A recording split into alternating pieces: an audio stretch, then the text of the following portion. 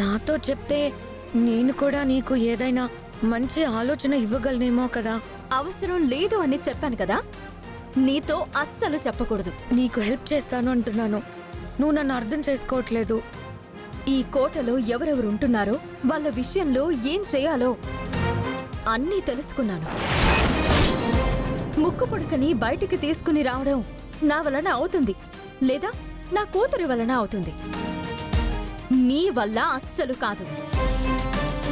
అలాగే మా పాలిట వరమైన ముక్కు పుడక నీకు ఎప్పటికీ దక్కదు. ఆశపడకు, కలలు అస్సలు కనకు. ఇంకా ఇంకా భంగపడతావు.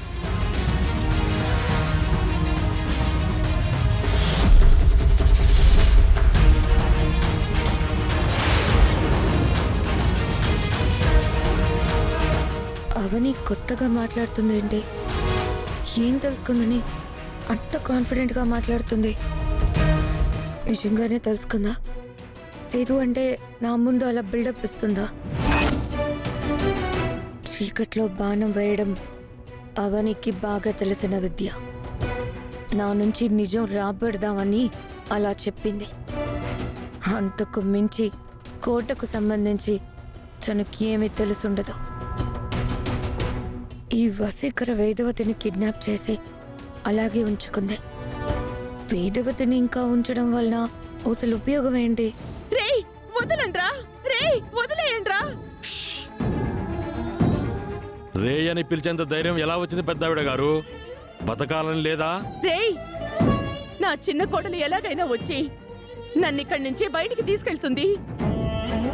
మీ అంతం చూస్తుంది. అదేరా నా ధైర్యం.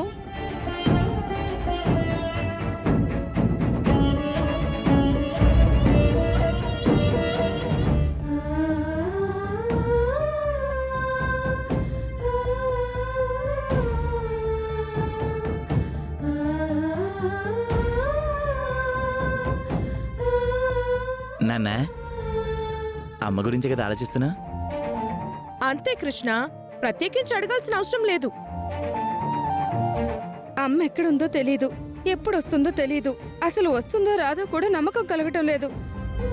మీ వంశమంతా అన్నపూర్ణాదేవిని నమ్మకపోయినా పర్లేదు, అవనిని నమ్ముకోండి. ఖచ్చితంగా అత్తయ్యని తీసుకొచ్చి మీ ముందు నిలబెడుతుంది. ఎప్పుడు తీసుకొస్తుంది? మాకైతే అస్సలు నమ్మకం లేదు. అనవసరంగా అవని మాటలు విని ఇక్కడ ఉంటున్నాం. ప్రజల కష్టాలను, ఊరి నష్టాలన్నీ తీరుస్తుందని అవని అద్భుతమైన ఉపన్యాసాలిచ్చింది కానీ ఆచరణ శూన్యమని ఇప్పటికే ఊరి జనం అనుకుంటున్నారు. వాళ్ళనుకుంటున్నారా, మీరనుకుంటున్నారా?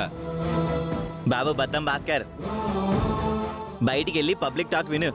అవని గురించి ఎంత నెగిటివ్గా మాట్లాడుకుంటున్నారో నీకే తెలుస్తుంది. చెప్పేవి కొండంతా, చేసేవి గోరంతా అన్నట్టుంది అవని నిర్వాకం. అవని ఎంత కష్టపడుతుందో అందరం కళ్ళారా చూస్తున్నాం. మీకు నమ్మకం లేకపోతే మీరు సిటీకి బయలుదేరండి, అంతేకాని అవని అనవసరంగా మీరు నిందించకండి.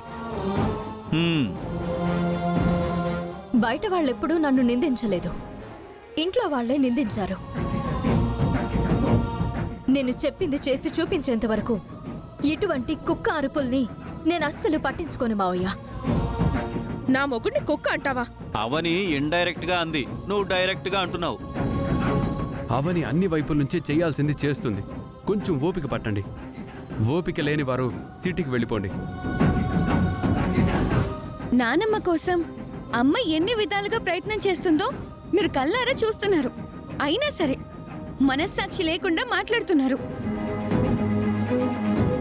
రక్త సంబంధాలే రాబందుల్లా పీక్కు తింటే ఎలా చెప్పండి? ఇదొకటి. చిన్న డప్పు పెద్ద శబ్దం అన్నట్టు ఓ అంటూ పెద్ద పెద్ద మాటలు మాట్లాడుతుంది. నువ్వు ఏదో ఒకటి చేసి కాలయాపన చేయడం కాదు. ఊరి పరిస్థితి, అత్తయ్య పరిస్థితి, కోటలో ఉన్న ముక్కుపుడక పరిస్థితి ఏం చేయబోతున్నావో చెప్పు. ఈవిడిగారి ఈ విషయాలన్నిటికీ ఓ ముగింపిచ్చే సమయానికి పుణ్యకాలం కాస్త గడిచిపోతుంది. ఈలోపు అమ్మ ప్రాణాలు వదిలి పైకి వెళ్ళిపోతుంది.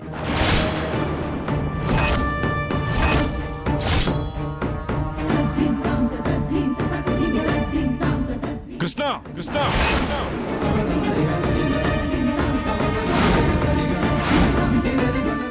నాన్న నేను అన్నది మీకు కొంచెం హార్ష్గా అనిపించచ్చు కానీ అదైతే నిజం.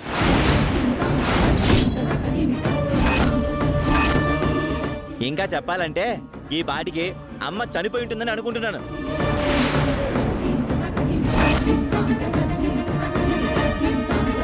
అమ్మ బ్రతుకుంటుంటే ఈ పాటికి మనకి చిన్న ఆచూకీ అయినా దొరకకుండా ఉండుంటుందా? అనయ్య అమ్మ గురించి అలా మాట్లాడుకో. రే నేను ఇలాగే మాట్లాడతాను రా.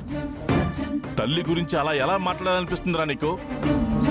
వాస్తవాది లోక విరోధి అంటారు. వాడన్న దాంట్లో నిజం ఉందనే అనిపిస్తోంది. నువ్వు కూడా అలా మాట్లాడతావేంటి వదినా? బుద్ధుందా అసలు? బుద్ధే అది ఎప్పుడో పోయిందమ్మా. చూడండి మీరు ఏమైనా అనుకోండి, నేను అన్నదైతే ముమ్మాటికి నిజం. అమ్మ ఈ పాటికే శివైక్యం పొందుంటుంది. మనం ఏం ఆలోచించకుండా తదుపరి కార్యక్రమాలు చేసేయడం మంచిదని నా అభిప్రాయం.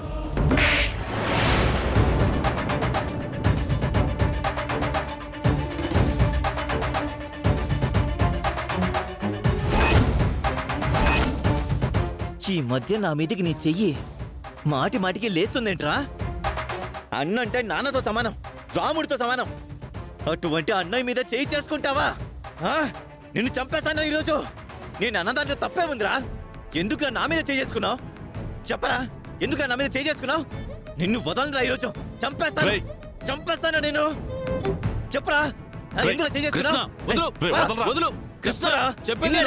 చెప్పరా, చెప్పు. శ్రీకర్ వదలండి. రేయ్ కిట్టు వదలరా. వదలను నేను. ఈ రోజు మీ నచ్చిన చావుతుంది. ఏంట్రా నువ్వు చేయి? తల్లి గురించి తప్పుగా ఎవరు మాట్లాడినా నేను క్షమించను. చంప దెబ్బలతో సమాధానం చెప్తాను. ఏంటని కొట్టేది? కొట్టు. ఇంకోసారి అమ్మ గురించి మాట్లాడావనుకో చంపేస్తాను. రేయ్ కిట్టు ఆగరా నువ్వు. నాన్న, వదలు. శ్రీకర్ నువ్వే శ్రీకర్ ఆగు. వదలరా.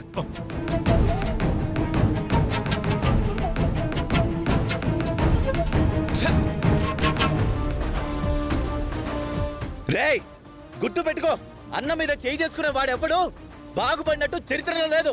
అమ్మ చావుని కోరుకునేవాడు బాగుపడినట్టు చరిత్రలో ఉందా? కుటుంబం పట్ల బాధ్యత లేకుండా ప్రవర్తించేవాడు బాగుపడినట్టు చరిత్రలో ఉందా?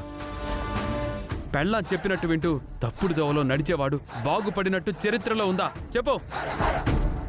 ఏదో మాట వరుసకు అన్నాడు, అంత మాత్రానికి చేయి చేసుకోవాలా? ఈ మధ్య వీడికి చెయ్యి విసురుడు ఎక్కువైపోయింది. రేయ్ ఏదో ఒక రోజు నీకు మామూలుగా ఉండదురా. ఇక నోరు ముయ్యండిరా మీరు.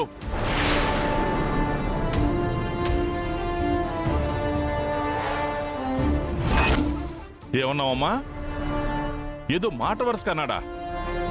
అనేదేదో అమ్మ ఎక్కడున్నా కూడా క్షేమంగానే ఉంటుందని అనొచ్చు కదా. అమ్మ తొందరలోనే మన కళ్ళ ముందుకు వస్తుందని అనొచ్చు కదా. అమ్మ ఆయుష్ నిండు 100 ఏళ్ళు ఉంటుందని అనొచ్చు కదమ్మా.